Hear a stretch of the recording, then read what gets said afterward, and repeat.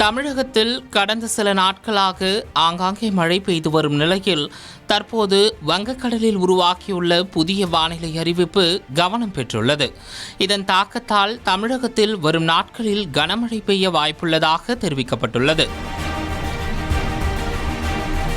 வடமேற்கு வங்கக்கடல் பகுதியில் நிலவிய மேலடுக்கு காற்று சுழற்சியின் தாக்கத்தால் வடமேற்கு வங்கக்கடல் மற்றும் அதனை ஒட்டிய மேற்கு வங்கம், வடக்கு ஒடிசா கடலோர பகுதிகளில் குறைந்த காற்றழுத்த தாழ்வு பகுதி உருவாகியுள்ளதாக இந்திய வானிலை ஆய்வு மையம் தெரிவித்துள்ளது.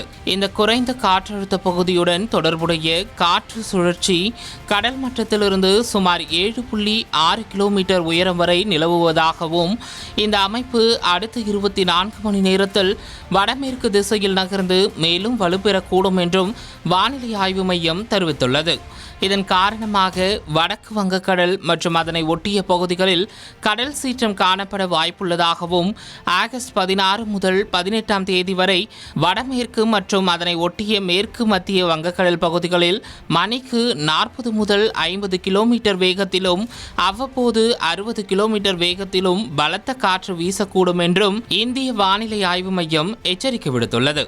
இதற்கிடையே தமிழக கடலோர பகுதிகளில் கீழ்மட்ட வளிமண்டலத்தில் நிலவும் காற்று அடுத்த தாழ்வு பகுதியின் காரணமாக இன்று முதல் 21ஆம் தேதி வரை தமிழகத்தின் பல்வேறு பகுதிகளில் லேசானது முதல் மிதமான மழை பெய்ய வாய்ப்புள்ளதாக தெரிவிக்கப்பட்டுள்ளது. அதன்படி ஆகஸ்ட் 17ஆம் தேதி செங்கல்பட்டு, காஞ்சிபுரம், விழுப்புரம் மற்றும் திருவண்ணாமலை மாவட்டங்களில் ஓரிரு இடங்களில் கனமழை பெய்ய வாய்ப்புள்ளதாக சென்னை வானிலை ஆய்வு மையம் தெரிவித்துள்ளது.